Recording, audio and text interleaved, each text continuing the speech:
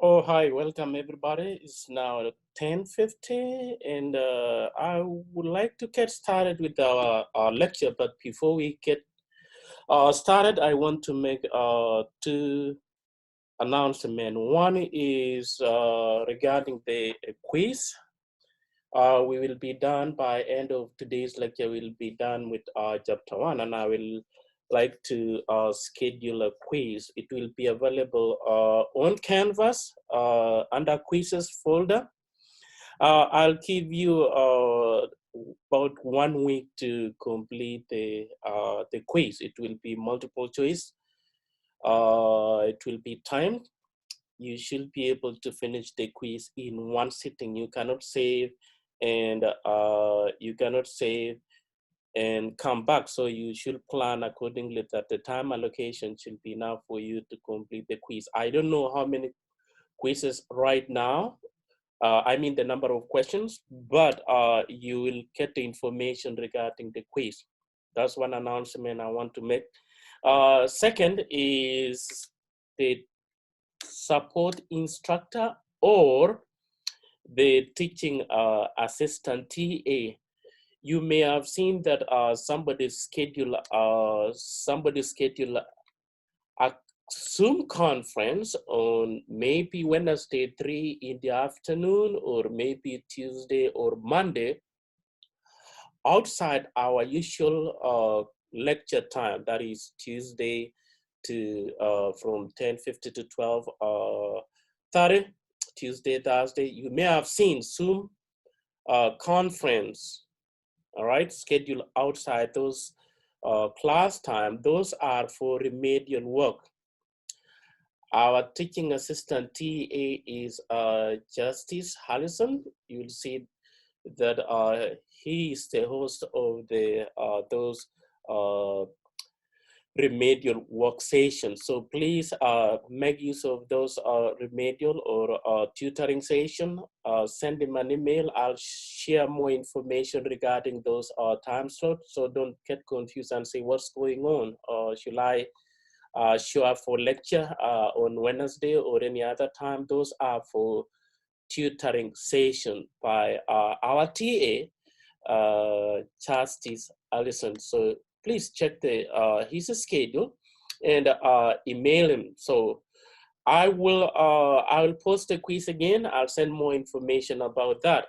Let's get started with the discussion this morning, and I want to just kind of like wrap up where we stopped last time.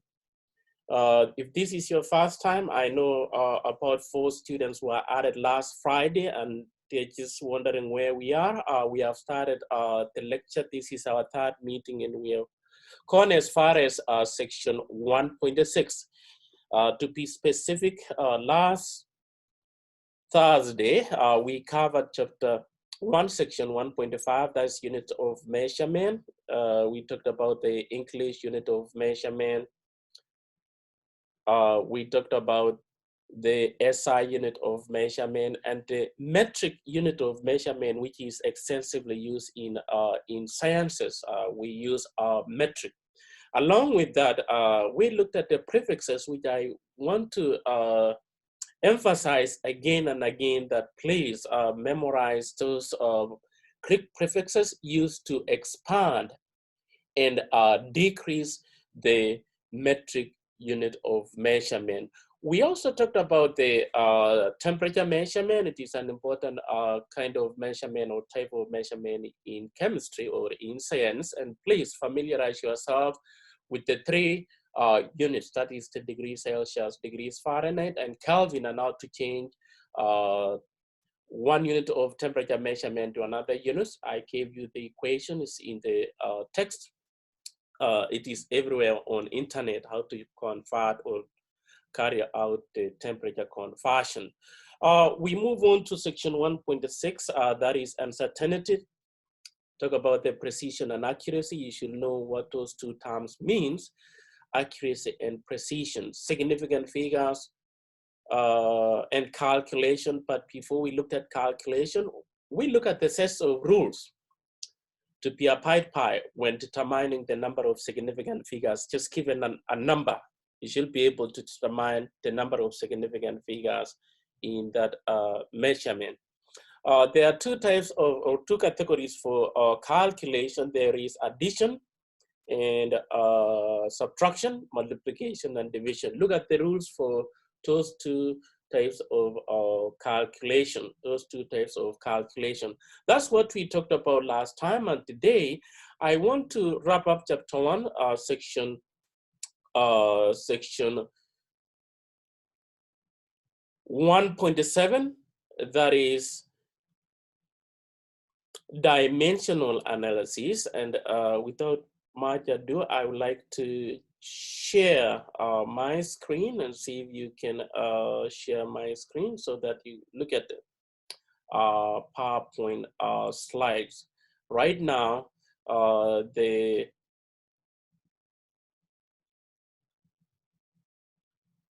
what you see on the my left side of the screen, PowerPoint slides for chapter 1, section 1.8, 1.7, dimensional analysis. And what is dimensional analysis? Some folks call this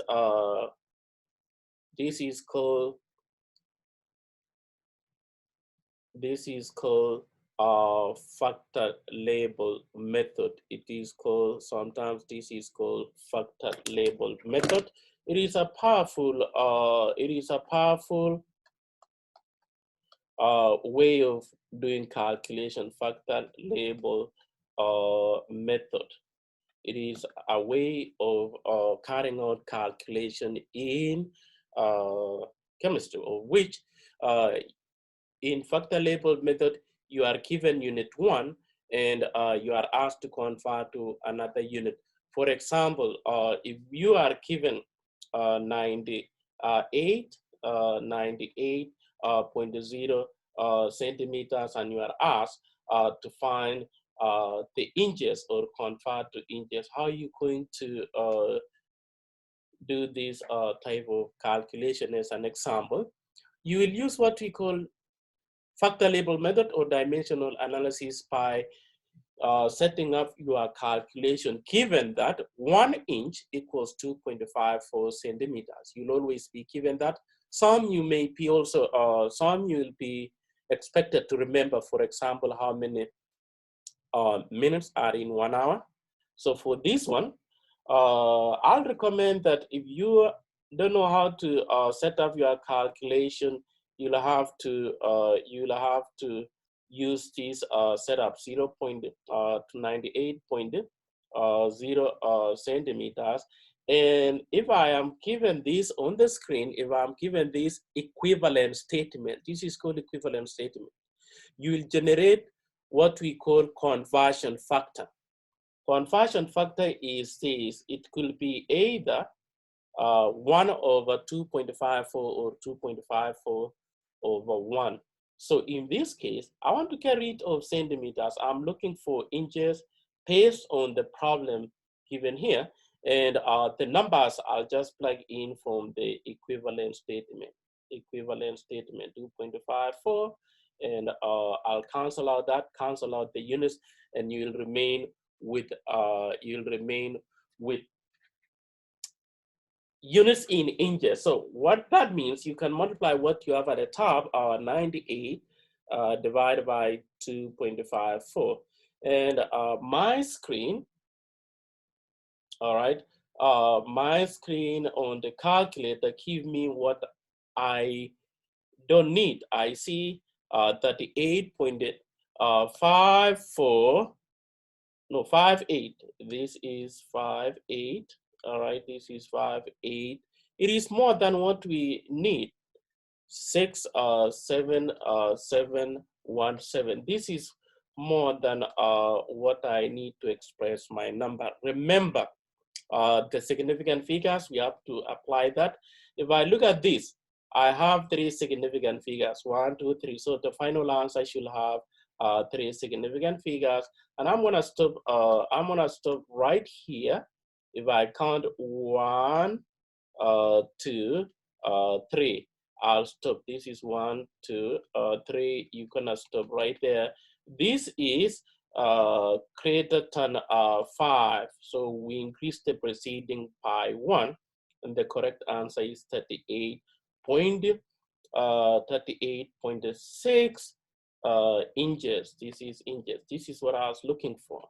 With the correct units, with the correct number of significant figures, I've used dimensional analysis or factor label method to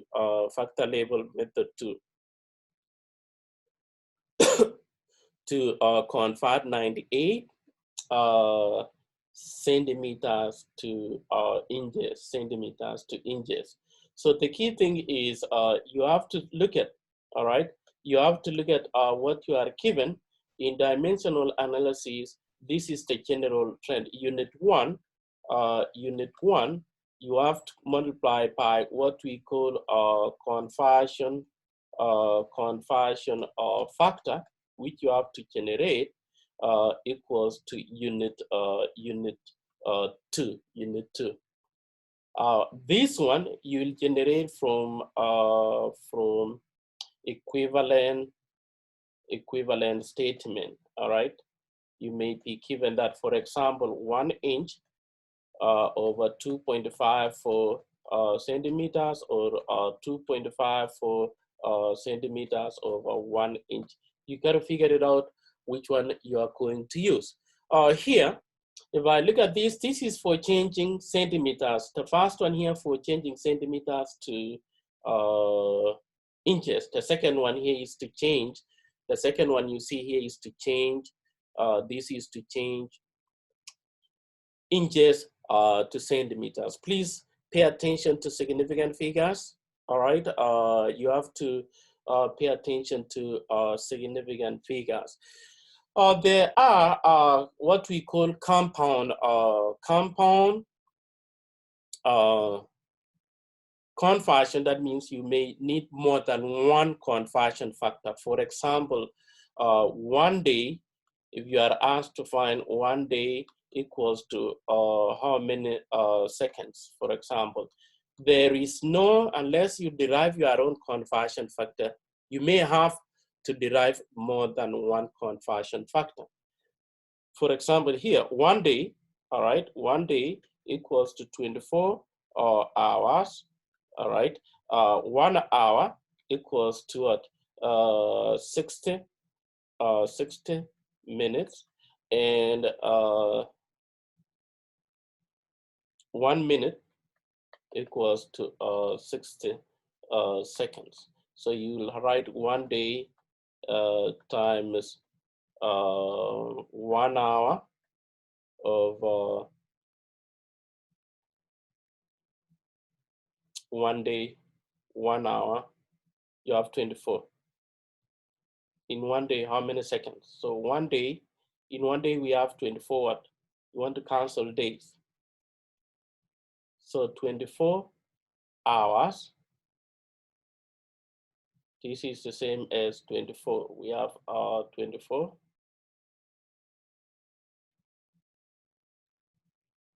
So in a day, 24 hours, you want to cancel to seconds. So you'll derive your conversion factor from this equivalent statement, changing from 1 day to second, 24 hours in a day. And then you move from days to seconds. Here you'll have days. So if I have 1 day, in 1 day, here compound 1 day, 24 hours times 1 hour is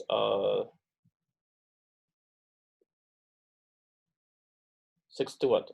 60 minutes times what, times 1 minute, 1 hour, 60 minutes, and you multiply by seconds. Where is somebody's asking about the exam? In exam will be given the conversion factor Yes, you'll be given the conversion factor to complete the problem and so forth. So you will need that. Some you may be given, some you may be given, some you may be expected to remember. You may be expected to remember. For example, 1 liter equals to 1,000 ml from the previous sections. 1 kg equals to what? Equals to 1,000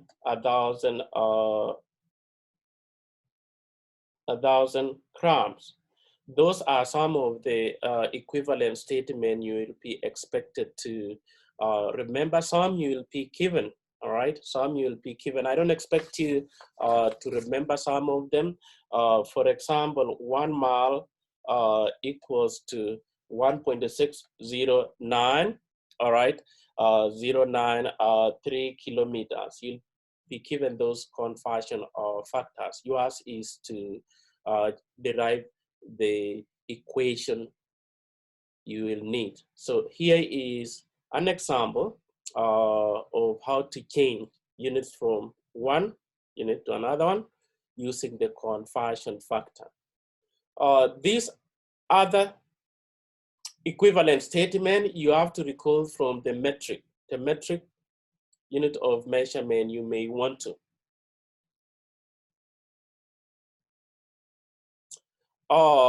The quiz will be posted, Stephanie, the quiz will be posted today. Quiz will be posted today. Somebody is asking about the quiz. It will be posted today.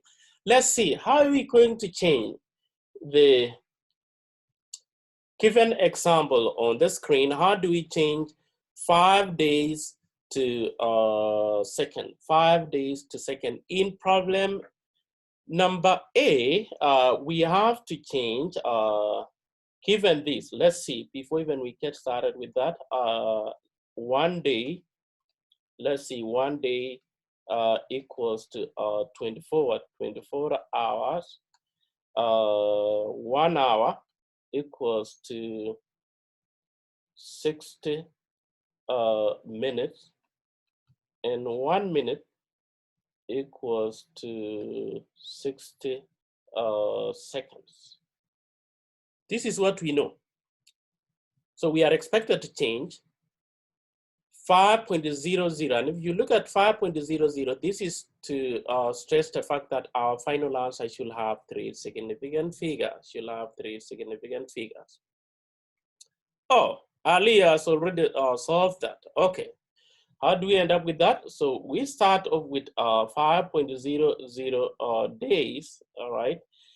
We want to get rid of day, so I'm just gonna have 1 day here, so that I go to maybe hours. Here hour, we have 24. Day and day will cancel. I'm looking forward. Let me get rid of our hour here. So 1 hour equals to 60 minutes. Hour and hour will cancel, and 1 minute equals to 60 seconds. This is how you set up your problem. And somebody say 3, yeah, it's the same thing. Santi, I'll accept that. 4.32 times 10 raised to positive 5. That is the number of seconds in 1 day. 0. This is 42 3. There is 2 3 0 0. 3 zeros. All right, there is 3 zeros. I meant to say here. This is 4 3 2 0 0 to be clear, and please include the units. I meant to say units right here. Include the units, otherwise it will just be a meaningless number, If you look at the second problem, B, this was A, all right, this was A. In B, we have to change 0.05, it's 55, not 0, it's 55. This is 50 miles to how many meters. The number of significant figures here, all right, we don't count, let's see first, we don't count the first two zeros. Those are leading zeros. Those are leading zeros. So here we have 1, 2, 3. This is three significant figures, and our final answer should have 3 significant figures. So at the outset, we know, or you should look somewhere, that 1 meter equals to 1 mile, not 1 meter. This is 1 mile. You should know 1 mile equals to 1.609 3 kilometers. That is the number of kilometers in 1 mile. And you know 1 kilometer equals to 1,000 meters, 1,000 meters. So these are these are equivalent statements we will use to generate our conversion factors. So we write down 0.0550 mile. I want to get rid of what? I want to get rid of mile here. 1.6093 kilometers. This is 1 mile. Mile and mile will go away. I want to get rid of kilometers. This is kilometer. Kilometer here. 1 kilometer equals to 1,000 meters. This and that will cancel. This will cancel out. And you plug in on your calculator, all right? You plug in on your calculator 0.0550 times 1.6093, all right, times 1,000, and I end up with 885. This is point, there's a point there. Meters, this is meters, all right? Correct number of units.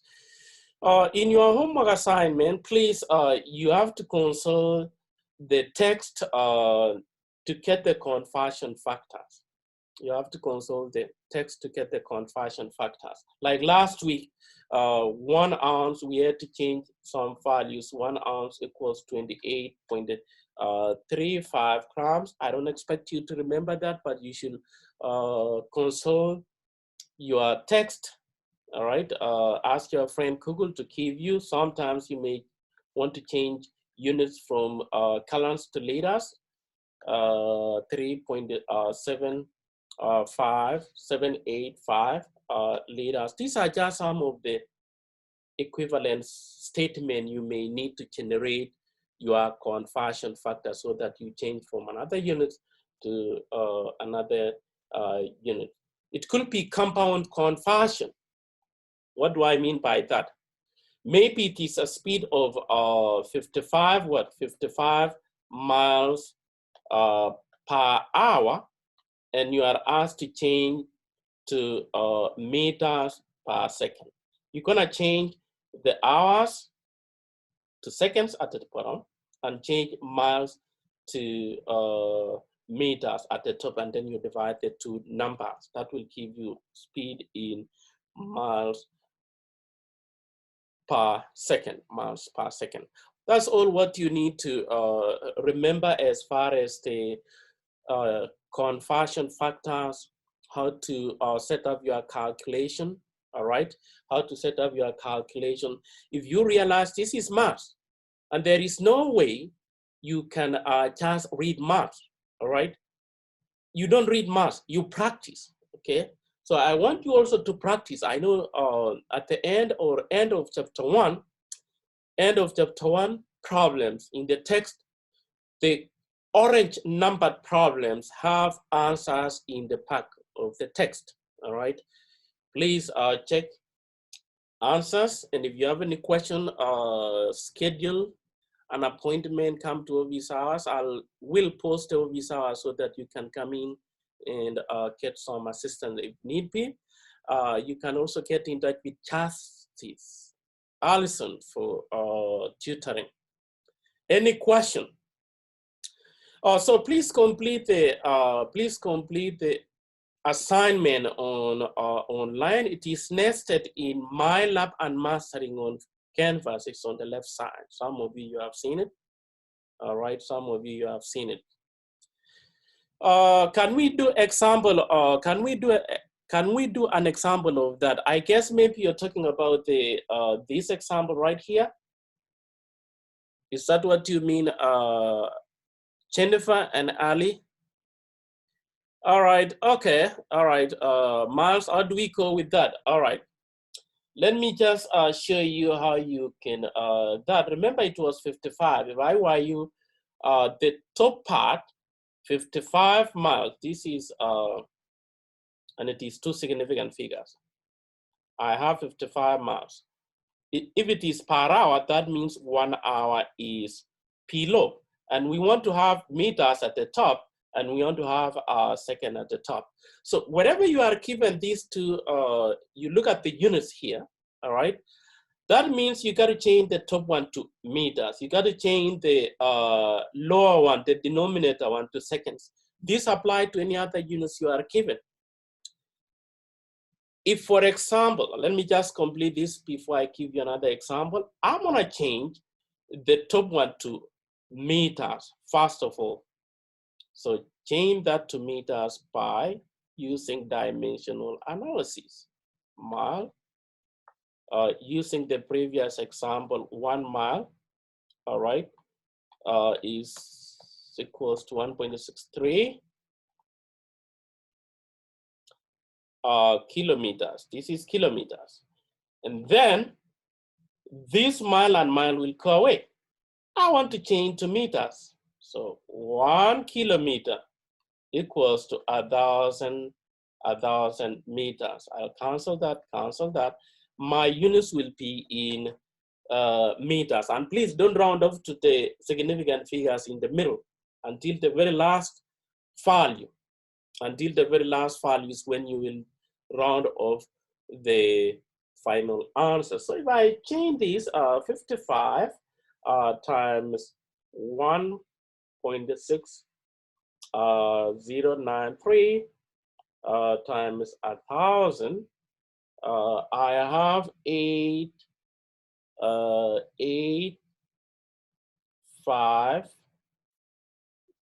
all right, 11.5 meters. This is what I have. And then 1 hour, remember in 1 hour you have what? 1 hour equals to 36,000 seconds.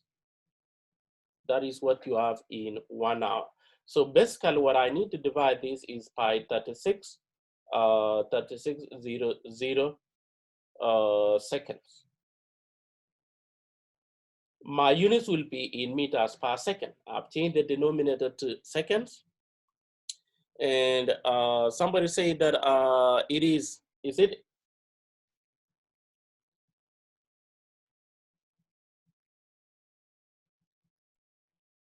Ali, it is 8.55. If I'm multiplying this time, it's 1,000. We are changing to meters. Let's change to meters first. Let me back up. 55 times 1.0. No, 1.66093. All right. Times 1,000. Somebody check your calculation, Ali. I don't know how you end up with, or maybe you are asking about the previous one, but that is what I have for, you know, the top part into meters. Exactly, Ali, thank you. You got it. Thank you. So I divide that by what? I divide that by 36. That is, I've changed the 1 hour to seconds. That's 600. All right, and I have 24 point. I see this is My calculator is giving me 24.5. This is 0.58. All right, 8, 6. It's more than that, even 5 to, 7, 7. This is 7, 7, and 8. This is meters per second. It is more than what we need for our final answer. I had two significant figures. So this is 5, and you'll see that in your as one of the multiple choices. Increase the preceding by 1. So I've changed that from what? From miles per hour to meters per second. That is the speed. That is the speed. You may be given from miles per hour to kilometers per minute. And then you have to use the appropriate conversion factor. Sometimes you'll see problem as gasoline is being sold, all right? Gasoline is being sold in dollars per gallon. Can you convert to liters per cents? You have to use the same thing. Can you go back to the previous slide? Previous slide a second. All right, let me just go back to the previous slide and see.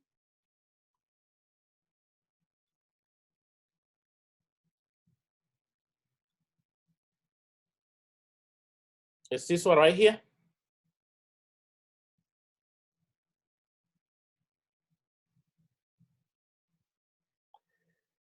This one, Emily, any question on this or the slide right here? Is it right here? I don't know if it's a slide on my whiteboard or the slide on the PowerPoint slides.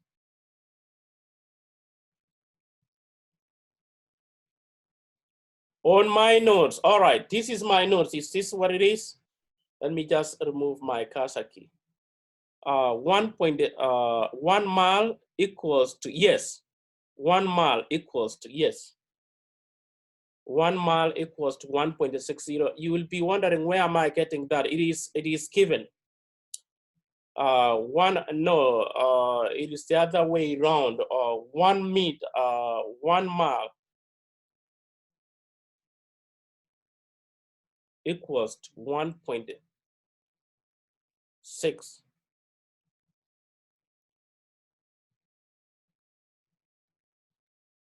You got it? Gracious, 1 mile equals to 1.609 kilometers.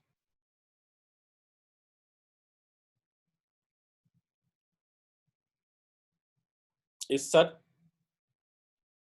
right, Gracious? Are you okay with that? That is what it is. 1 mile equals to 1.609 kilometers.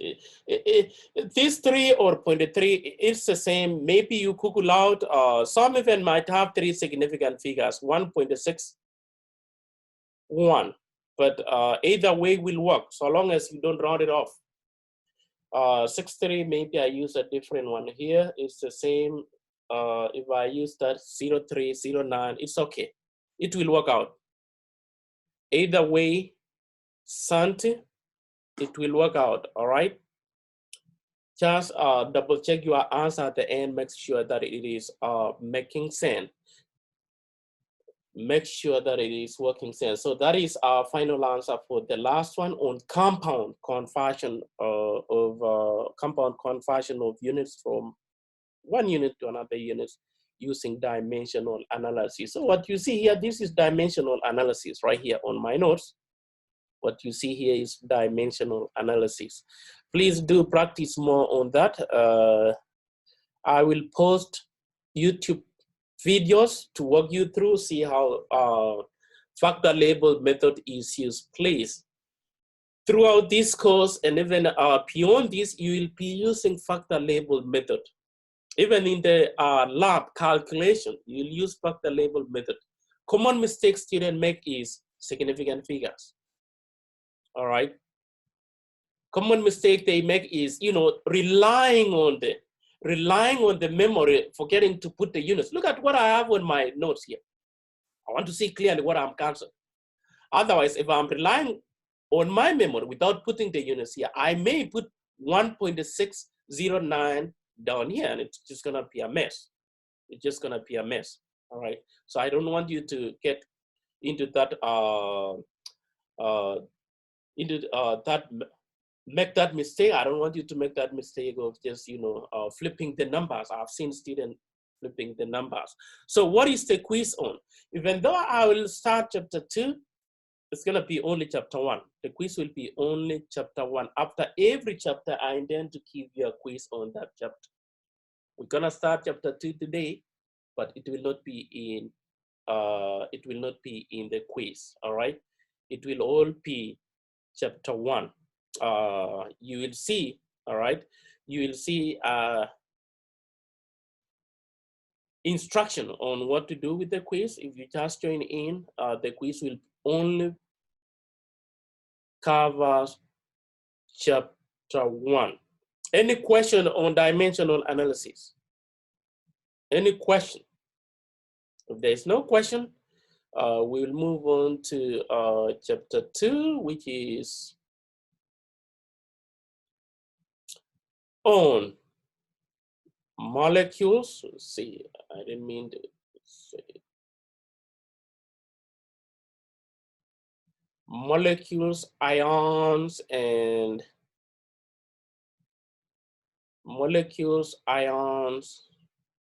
atoms. Let me just expand this right here.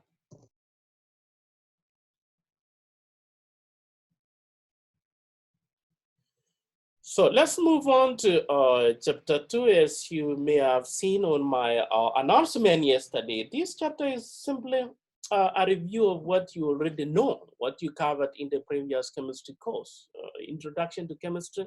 Or if you are taking the course again, it's you're familiar with the terms. And I want to break down the terms you see on the PowerPoint slide before we move on.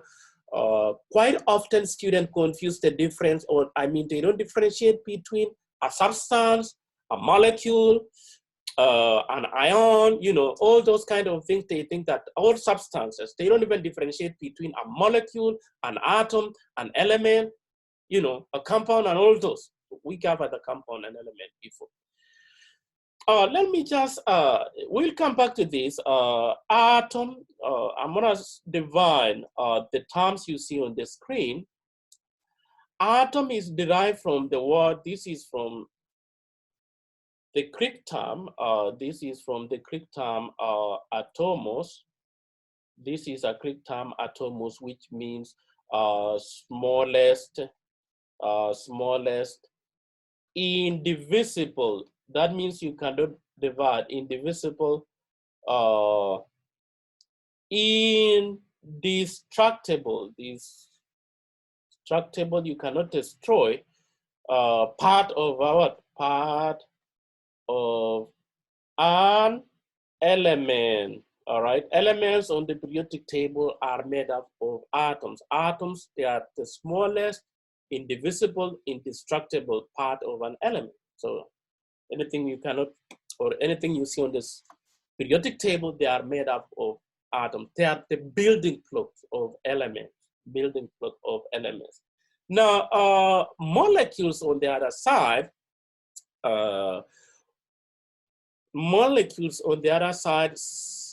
these are, all right, molecules right here, molecules. These are substances made up of two or more non-metals combining in a specific ratio. When we use the word molecule, we are referring to molecular compound. This is a molecule because it's made up of what? It's made up of two elements, two hydrogens and one oxygen. Those are two non-metals. We say a molecule. Whereas formula unit, all right, formula Quite often this goes hand in hand, formula, unit like that. This is the simplest part of ionic compound, all right? Simplest, let me just, simplest form of ionic. We're gonna talk about ionic compound. I know some of you know what ionic compound is. Ionic compounds. Ionic compounds are made up of a metal and a non-metal, e.g. sodium chloride. There is a metal and a non-metal. We're gonna talk about non-metal later on, but I want you to differentiate between formula unit and a molecule. In particular, why this term right here on the screen is used. Formula unit is the simplest form of ionic compound. Molecule is the simplest form of molecular compound. All right, you can say that this is molecule is simplest form of molecular compound. That means made up of two what? Made up of two non-metals. Made up of two non-metals. That's what this term right here means, molecules. So when we get to here, you will see that those compounds are made up of non-metals combining in a specific ratio. Now, the last term here, ions, all right, ions, right here, ion is one, ions, many. These are, ion is a charged, that means it has a charged particle, all right, a charged particle. And there are three types of, or three categories of ions, which you should draw a parallel. If I classify this, it could be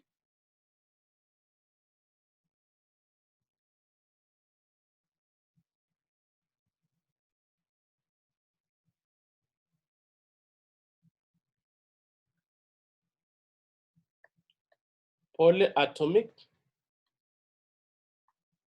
ion, all right? It could be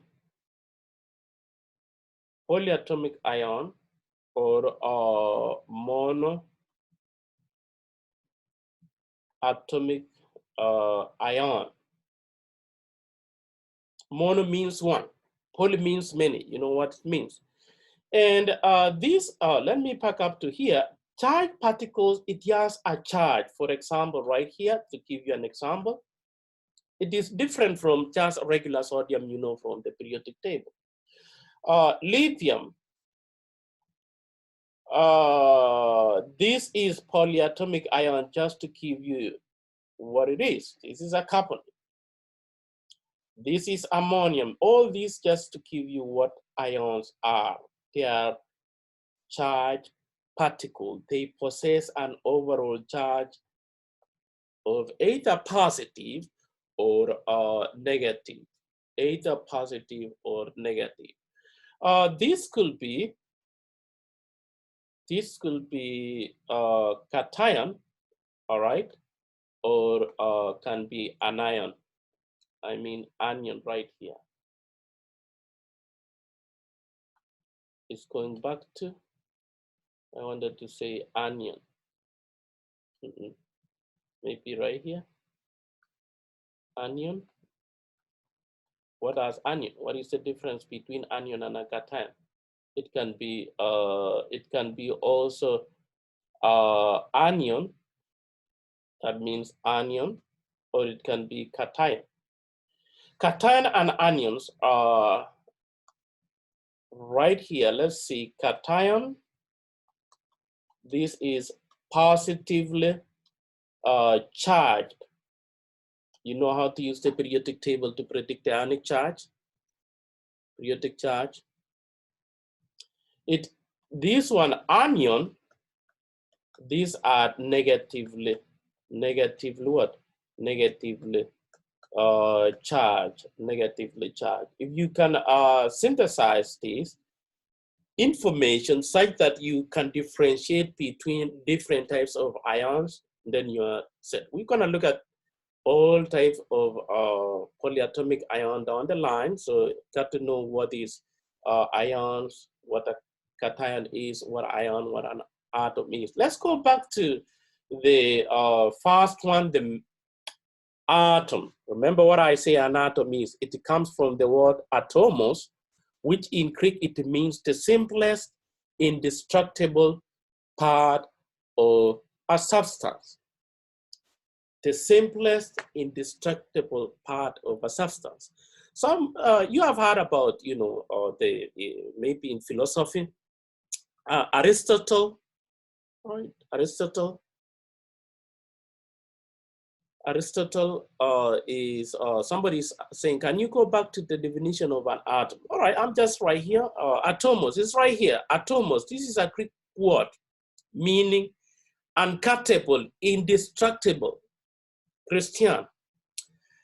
This word atomos means the simplest indestructible part of it. How did it relate? How did it relate? Did somebody just wake up one day and say, hey, here is an atom? No.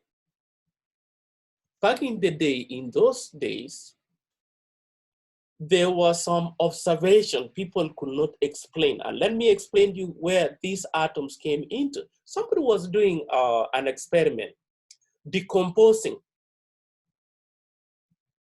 calcium carbonate, all right? And every time, or just put it, don't worry about the exact experiment, put it this way. Somebody was starting with the reagent, weighing the mass of the reagent, and weighing the mass of the product after carrying out the reaction. And every time, the mass of the reagent equals to the mass of the product. And they could not explain what is going on, all right? Until somebody say, all right, you know what? I think there is the fundamental building block of anything. We call it atomos, and that is where the word atomos came, or the word atom came into the pictures. They were doing experiment and say, oh, you know, in a chemical reaction, we do not destroy atoms, we just rearrange. All right. If I take hydrogen and I take oxygen and I combine the two to form water molecule, all I'm doing is rearranging the molecules or atoms of hydrogen and oxygen to form, but I do not destroy. So that is where the word atomos in. And there were two schools of thought. One was Aristotle and Democritus. Aristotle was a powerful philosopher, and he believed that, you know, if I have something like this piece of paper right here, you will see on the screen, I don't know if you can see, if I tear this into two, it's gonna be into two, right? I stay still into two, all right, I stay still into two. Democritus believed that I will go on until I reach a dead end that I cannot subdivide it again. And that dead end is what they call atomos. However, Aristotle believed there is no dead end. There is a there is discontinuity. Like you just have to continue on and on and on and on. And for a long time, people believed in those, you know, until they proved that. That's how we ended up with the word atom. In case you are wondering, how did they end up with that? Because of the observation they were looking at, and remember the experiment. And then having performed those experiments, they didn't have sophisticated instrument to look at the atoms. Remember, we can't look at the atoms with our naked eye.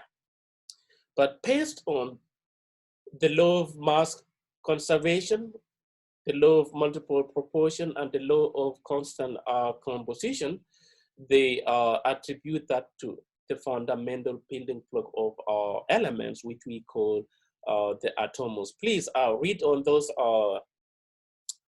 laws. That is the law of constant composition. We discussed this in chapter 1. Constant composition means pure compounds, all right? Pure compounds have divine composition. I have my water here. The composition is H2O. It will never change for pure compounds. They have well-defined defined composition, constant. You're welcome, Christian. All right. So divine composition, no matter how you, the source of H2, it will always have the same number of element. Constant composition is because of the way atoms combine. Joseph Prost discovered this law. All right. Sometimes you may see, you know, please have index card. I didn't mention that at you know, at the beginning of this course. Please have index card so that you can learn out of it. Joseph Prost, Joe, all right, you may call him Joe, came up with this law, working with different compounds, weighing before and before the reaction and after the reaction, and he ended up with constant mass, law of constant composition, law of constant composition. The law was, this law of constant composition was one of the laws on Dalton's atomic theory on paste-on. We will look at the Daltons. John Dalton, remember, he was a contemporary of, you know, Joseph Prost. And having seen all these experiments, people could reproduce the experiment in the lab, but they could not see the atoms. Folks such as Dalton proposed is theory. Remember, theory is not, you know, we're gonna talk about that. A theory is something is in theory, it's not practical. Dalton just proposed, he never did any experiment. I've looked at the Joseph Prost and his law of constant composition. Law of mass conservation is Antoine. So remember that. If I were you, let me see. These are my index cards. So if you want to, you can go to dollar store, get yourself index card so that you can put the name of who invented what and what is the definition of the law of mass conservation. I know you can say this. Matter cannot be created or destroyed during a chemical reaction. This was discovered by Antoine, working with different counts, and also Antoine work was the foundation for Dalton's atomic theory. Dalton's atomic theory, of which in John Dalton's atomic theory, there are laws you have to remember. Having seen law of mass conservation, matter cannot be created or destroyed, it has to do with the atoms. The law of constant composition, it has to do with the atoms. The law of definite composition, it has to do with the atoms. But the fundamental question they asked themselves was, how does the atoms look? What are the atoms? The first person to propose how the atoms look like is John Dalton. He was an English Briton who came up with a theory. In theory, he didn't perform any experiment, but he came up with a theory that atoms, or each element on the periodic table, is made up of extremely small substances or particles we call atoms.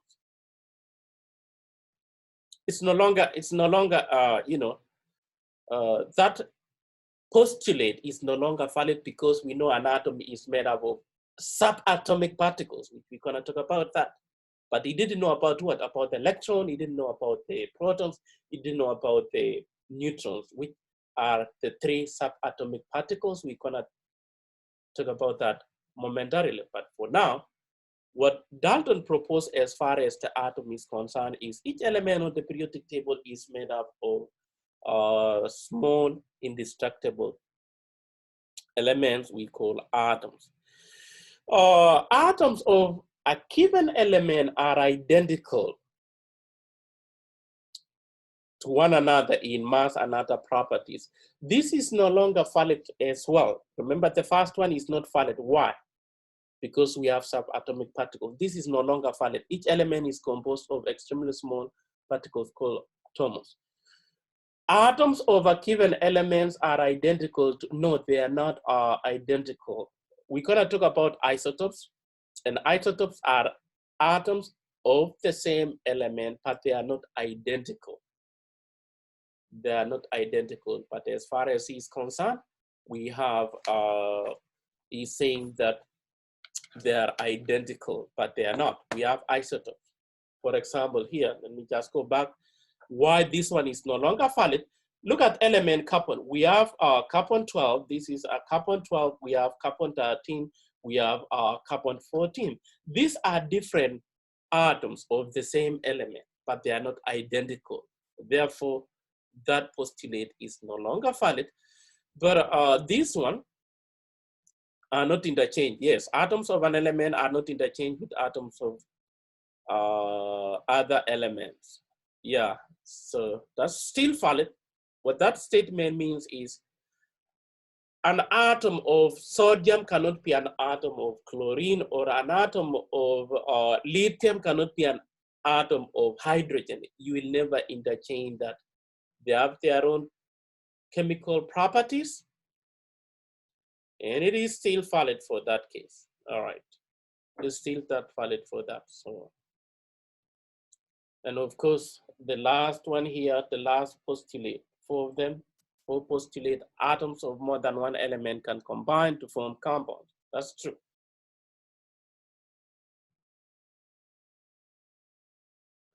Atoms of more than one element can combine to form compounds. H2O, we can have CO, carbon monoxide, carbon dioxide. They can combine to form compounds. These are compounds, all right? These are compounds. And that postulate number 4 is valid. Atoms of more than one element. We can have sodium carbonate, for example. This is a compound. Any compound, they can combine to form compound in more than one with their relative kind of atoms. So remember, you know, Dalton just proposed, as far as the atom is concerned, I'm gonna give you the name John. This is John Dalton atomic what theory. You should know what he proposed. He was the first one to came up with what an atom is. His proposal or his work actually became the foundation of, you know, more discoveries. More people had to look at what is all this. And with that, I'm just gonna be writing down the chronology of how the atoms was revolutionized as time went by at that time. Remember what I said, that Dalton's atomic theory postulate number 1, that they are subatomic particles. Subatomic particles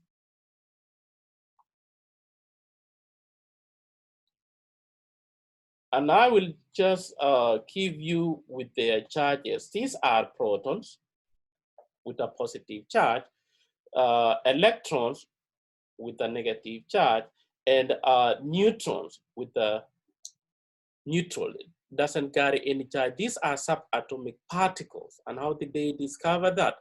Based on Dalton's view, all right, based on Dalton's view, there are some other discoveries which were made, that is electron, protons, and neutron. And if you look at the first two here, if you look at these first two here, they are electrically charged, positive and negative.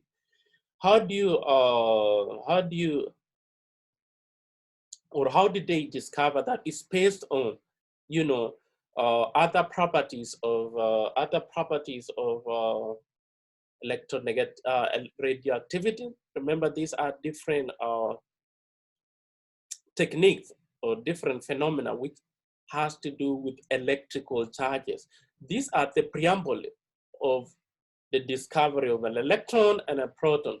Radioactivity is simply the emission of charged particles by elements. And right here, these are the subatomic particles: protons, positive, neutrons, that these are the chemical symbols that to commit to your memory. What are those subatomic particles? J.J. Thomson in 1932, using cathode ray, we call this cathode ray experiment, discovered an electron. He's credited for discovery of an electron, okay, in 1837, working with an electron based on the charge mass ratio. He discovered an electron.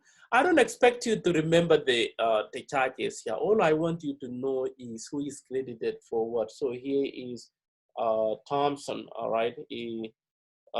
J.J. Thomson discovered an electron in 1932, and we know electrons are negatively charged. To get the mass of an electron, an American chemist by the name Millikan performed what we call Millikan oil experiment, where he pumped some oil and passing through some electrically charged particles. Some moved up, some moved down, to find the force of gravity. Why is some particle going up against what?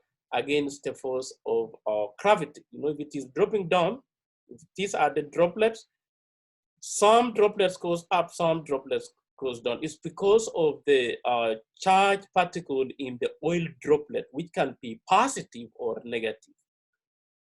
If it is positive, it will be attracted towards the negative. You see, this is the negative terminal. This is the positive terminal. If you see positive, negative, electrons will be attracted towards the positive because they are negatively charged. They are positively charged. This is basically what he did. In simple terms, Millikan oil experiment led to the discovery of the charge mass ratio, and they discovered that electron, positive charge, protons, negatively charged electrons. Elsewhere in Poland, somebody was studying the radioactivity, Madame Maria Curie, and her husband was studying the radioactivity. In fact, this is, he died, you know, radioactivity, you know, radiation. You know, some of you have heard or you are familiar with radiation. Those are, there are some elements which emit very harmful radiation. We call it radioactivity. He didn't know, or she didn't know. She died of radiation, by the way. Madame Curie, Maria Curie, she was studying radiation and radioactivity. We have positive and negative charges, which will be used by Ernest Rutherford for that. Where radioactivity, there are three types of radiation: alpha, positively charged; beta, negatively charged; and gamma, which are neutral. Forget about you know, the beta particle, gamma rays, which are uncharged. This one is what is the relevance with the discovery or rearrangement of the atom. If you look at these are positively charged, positively charged. And Ernest Rutherford from New Zealand, he was from New Zealand, used these radioactive particles, which are positively charged, to bombard a cold foil. This is a cold foil with alpha particles, which are positively charged. And it turns out that most of the particles just went through, and some just very few were deflected. This experiment, when you see this, you know, some other important information is positively charged particles are being bombarded on the cold foil right here, and some just got deflected, some just deflected with wide angle, but mostly went through. all right, mostly went through. His experiment revolutionized what Thomson had proposed as far as the particles are concerned. J.K. Thomson, let me show you. Thomson, right here, Thomson.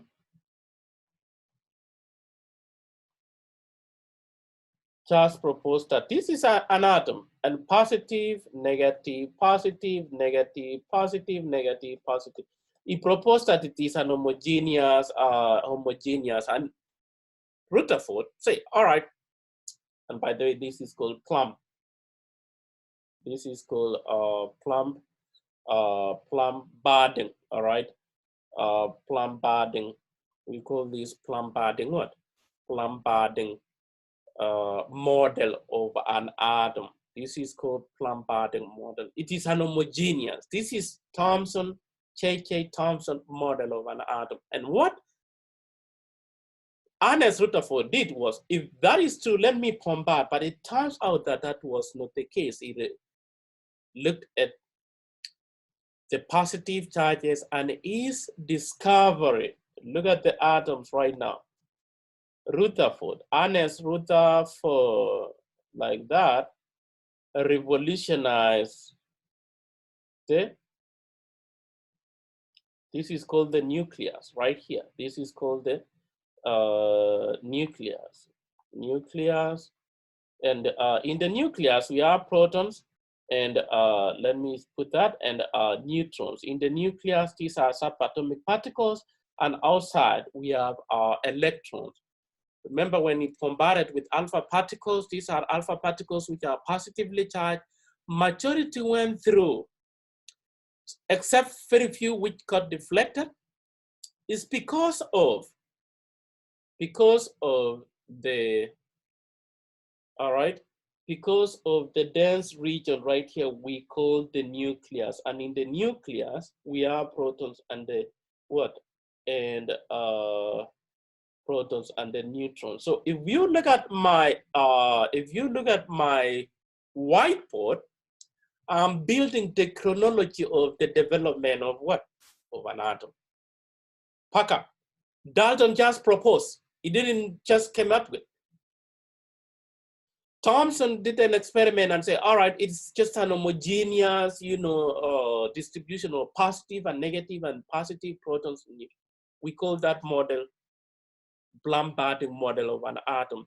And then the nuclear model of an atom is attributed to it, to Ernest Rutherford. Remember what I gave you, index card, so that you reconcile who did what. So nuclear model of an atom, this is credited to Ernest Rutherford, all right? And this led to nuclear fuel of a model, all right? Nuclear model. And basically, Rutherford, after doing that experiment, I'm gonna put a YouTube link on that experiment so that you can watch over and over again on Rutherford. If you look at my notes here, this is what I have on my whiteboard, that an atom is basically an empty space with a dense region we call the nucleus. And in the nucleus, there are protons and neutrons. And this is what I've configured my mind. Protons are positively charged. Look at my slide, my notes right here. Positive for protons, and neutrons, they are neutral. I'm not going to ask you the dimension of a neutron, or, it's just to give you an idea. If you want to really conceptualize the size of an atom or the size of a nucleus with respect to entire atom, if you go to the football field, the football stadium, where they start, they put the ball before they start. We put a grapefruit, the grapefruit from the Walmart, just put it right there at the center. That is the size of the nucleus with protons and neutrons. And the size of the entire football field, the stadium, we compared with the atom. So you can have now the size or pictorial understanding of the size of the nucleus with respect to angstrom. And you know, just to give you what an angstrom is, one angstrom equals to 1 times 10 raised to negative 10 meters. All right. It's just, you can change, maybe you can relate meters and centimeters, give you an idea. But I'm not gonna ask you, you know, what the dimension are, but got to know the location of the neutrons, electrons, and protons. It's just electrons outside. So this is what we call the nuclear model of an atom. Most of the space is just empty, except for a small region.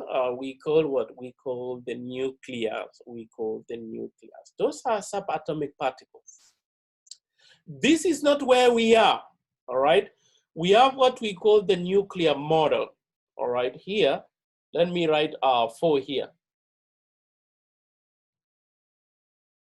Where we are currently, in our modern day, we have what we call quantum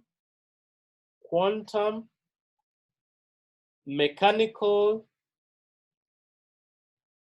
model. We're gonna talk about this in chapter 6 when we talk about the electron configuration.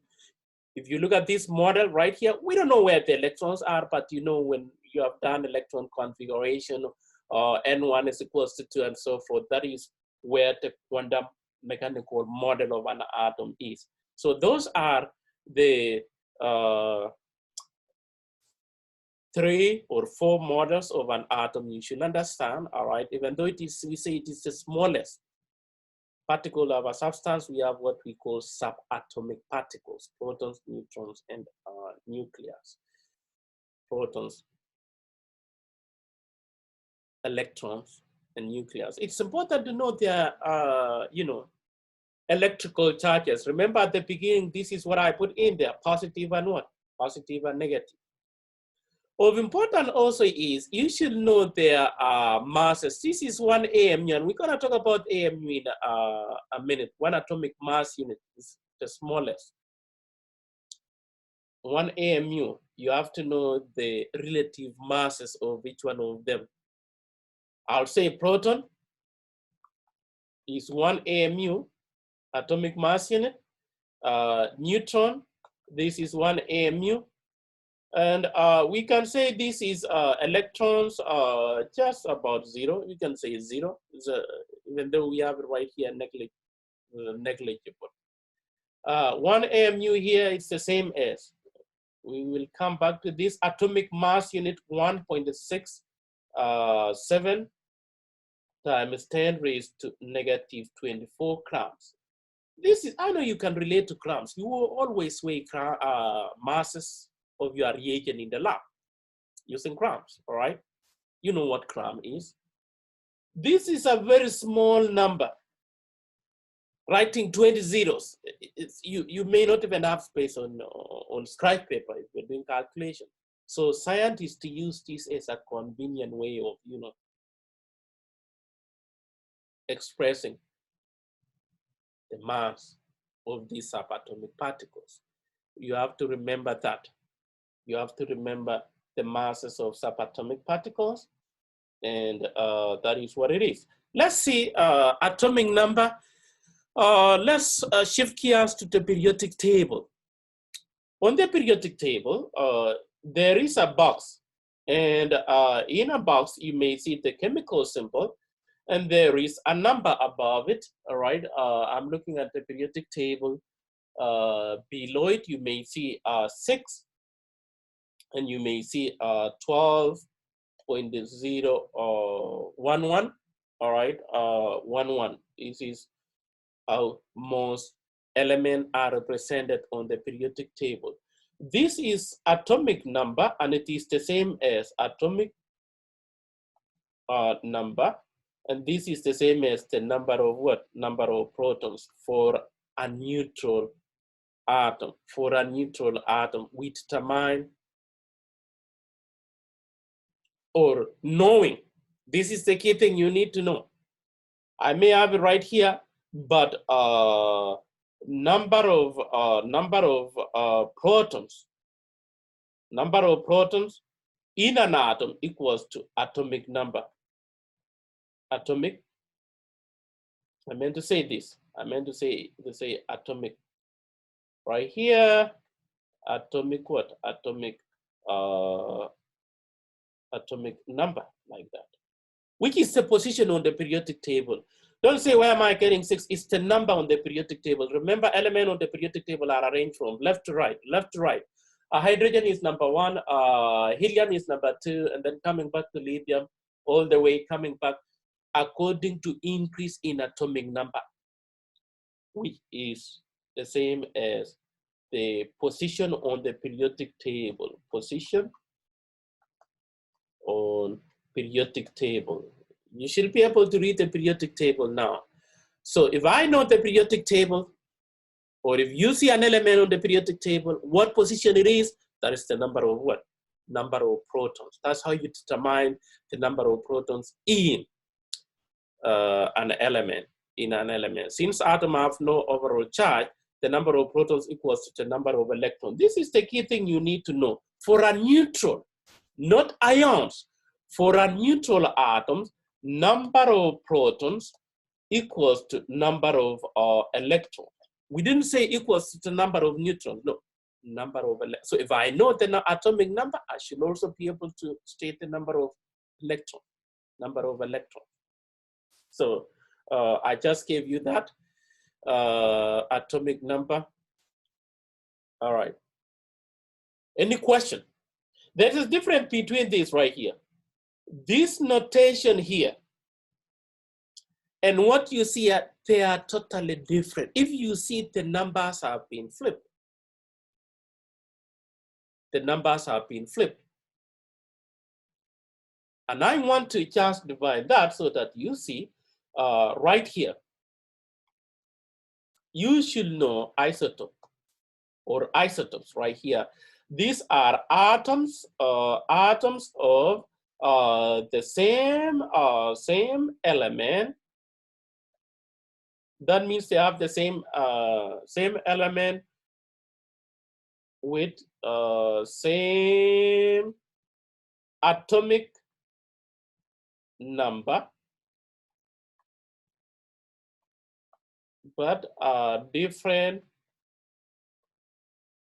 mass number. Look at this mass number. Look at the atomic number. Atomic number is the position on the periodic table, but they have mass number. What is mass number? Mass number is simply number of protons plus number of what? Number of neutrons. So if you see here, number of neutrons plus protons, atomic number. That's how you divide the mass number. Mass number, if I have an element such as, let me just put X right here. I don't know what it is. You will see Z and you will see A like that. It will never change. The notation here, this stands for atomic what? Atomic number. This stands for, A stands for mass what? Mass number, which is equals to number of what? Number of protons plus number of neutrons. That's how you find the, or how you write the notation.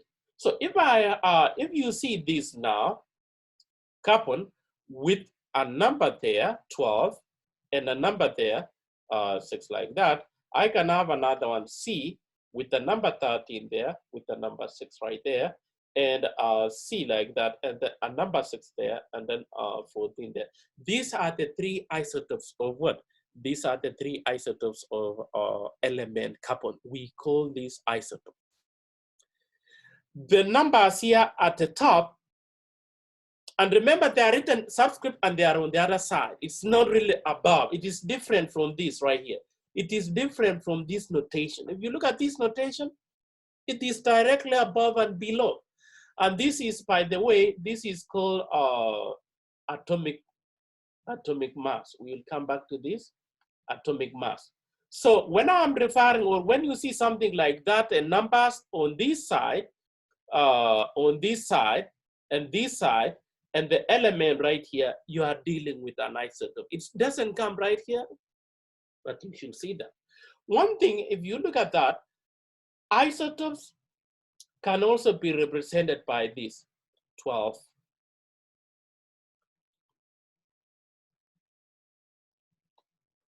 14, where the chemical symbol followed by chemical symbol followed by the number here.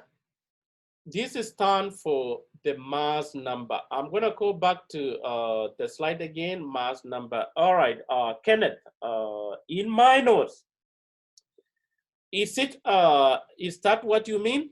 Kenneth, say yes, is that what it is? Maybe it took me a while to see your notes. Kenneth, no. One more, is that what it is? Yes, all right. This is just a representation. This is just an example. I'm just giving you an example right here. This is an example. And Z is always the notation for the atomic number, the position on the period. It will never change. A will be the superscript, and it stands for the mass numbers. And I was just showing you how you write the mass number, or how you write. I may have something like Cl17. So that is an isotope of chlorine with mass number 17. This is an isotope of chlorine. No, I didn't mean to say that. We don't have that. We don't have, sorry about that. This is, we have chlorine 35 and chlorine, we have chlorine 35 and chlorine that is, we have chlorine 35 and chlorine 37. Chlorine 35 and 37. This stand for mass number. It stands for mass number. All right. That is stand for mass number. So that is what it is. So when you see this right here, carbon has just be used as an example. The chemical symbol and the subscript right here stand for the atomic number. So all atoms of the same element having the same number of protons. If they are the same number of protons, that means they'll have the same atomic mass. If you look at this, this is the same, this is the same, this is the same. We call those isotopes. We call those isotopes. All right. And the mass number is the total number of protons. The thing is, this is like density. All right. A equals to number of protons plus number of what? Neutrons. This is like density equation. If I know 2, I should get the third one. If I know 2, I should get the third one. So the mass number is written as a superscript. What is superscript? Right here. Look at the superscript. Superscript is this number. Superscript is this number. Superscript is this number right there. It is written as a superscript. Subscript is just the number. I've defined these isotopes, atoms of the same element with different masses. Mass number with different mass number. These are different mass number. Why is it different? Because they have different number of neutrons. I can change that to different number of neutrons. So if you look at this, they have different number of neutrons. Why? If the atomic number is 666, that means they have the same number of protons. But why different mass number? 12, 13, and 14, because of the difference in number of protons. In this equation right here, because of the difference in number of neutrons, the mass number here will be different. The mass number will be different.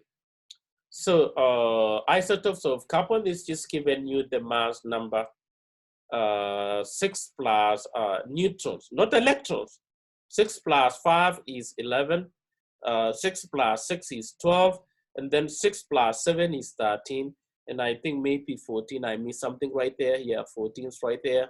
because 6 plus 8 is the number of new. You don't see in that equation right here, but this is, look at my slide right here, my whiteboard. The numbers you see here, superscript, this is the mass number, written as a superscript. These are the things you need to remember.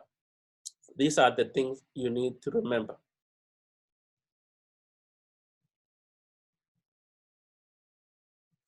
So let's see the learning check. I will not, all right, I will not solve all of them, but I'll just give you an idea on how to proceed with that. If I look at the first one,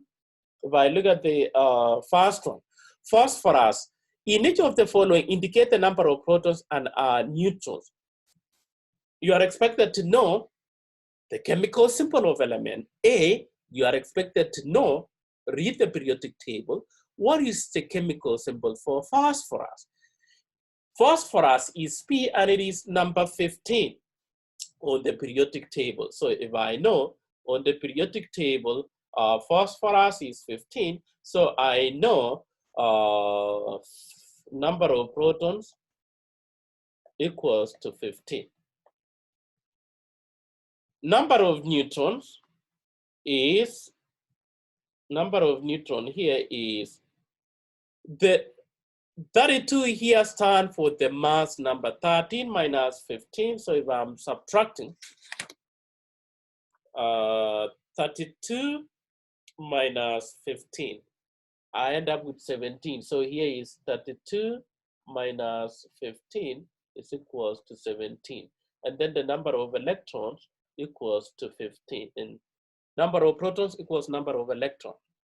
So a question could be given either in what and an even, a number which comes after it stand for the mass number.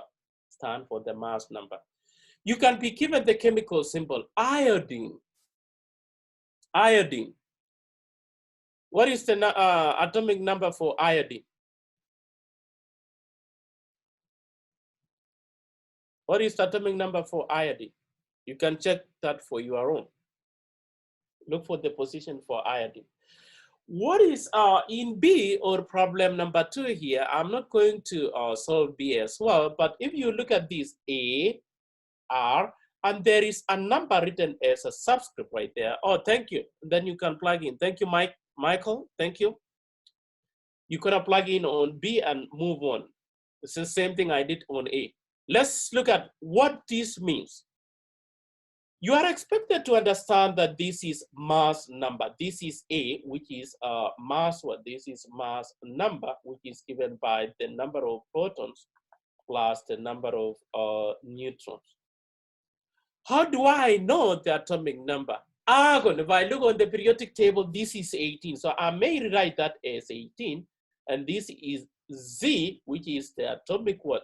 Atomic number, which is equals to number of what? Number of protons. So I know Z equals to 18, atomic number, position on the periodic table. And if I want to find the number of neutrons, it is A minus number of protons, which is what? Which is 40 minus 18. 40 minus 18, and with your calculator, minus 18, this is what I have is 22. So for this A, this is 22. Number of protons is 18. This is 18. Number of protons is 18. Number of neutrons is 22. That's how you calculate the number of, it was number of protons and electrons. So electrons, you see this number of protons for a neutral atom, number of protons equals to number of electrons. So 18 electrons. This is 18 electrons for that because it is number 18, number 18. You'll do the same thing for periodic table for zinc. Yes, of course, I'll give you the periodic table. I'll give you the periodic table. Of course, you have to know how to read the periodic table. What number stand for, all right? Remember, when I write these C and 6, 12.8, 011. It is different from 13 C6. This is just the element. This is an isotope. This is an isotope. All right, that is an isotope. You have to know what isotopes are. It's this is third grade maths. You can easily do that. Third grade maths.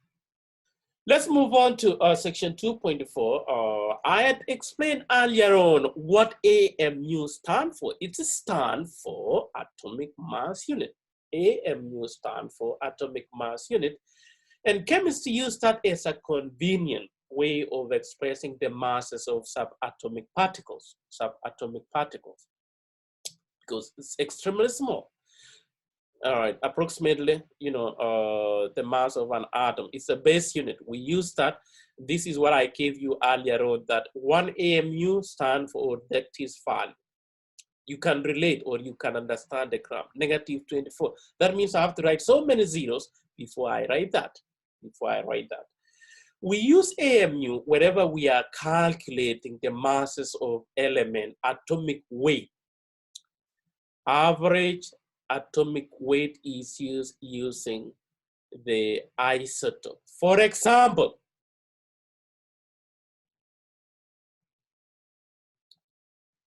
atomic, what you see here, what I gave you earlier on, this value here, 12.011, all right, 11 and 6 right here. This atomic weight right here is based on the average, this right here, average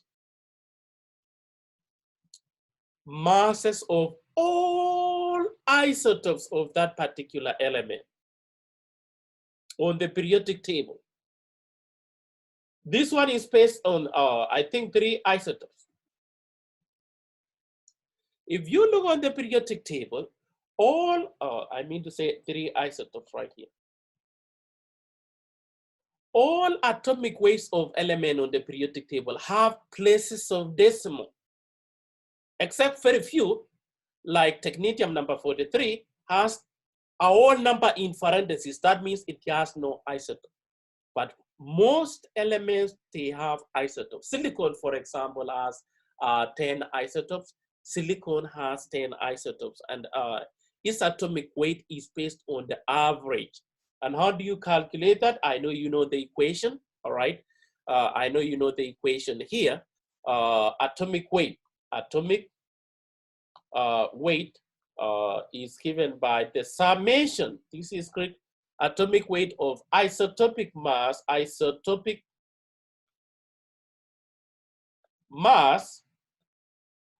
times percent abundance. This is percent abundance in nature. You'll be given in nature, and this percent should be in must be in decimal, chain to decimal notation. What I mean by that? What do I mean by that? If it is 25%, you shouldn't plug in 25%. It should be 0.25. If it is 75%, it should be 0.75. You know, I'm getting this 75% is 75 over 100. So this fractional abundance, you should change that to notation, to decimal point before you plug in the equation. I'll solve this one and show you how you calculate the atomic mass. This will be our last item today. We have about 5 minutes, and I've just been on cruise control and I don't want to start anything new. So how do we calculate the atomic weight of average, basically, of copper? If we have 2 isotopes, remember copper 63, this is an isotope of copper with mass number 63. We are given the atomic mass in AMU. AMU means 1 atom. If I can take only 1 with percent abundance. and then copper 65 with percent impedance. Using the equation, using this equation, this is what you need to remember. Summation of isotopic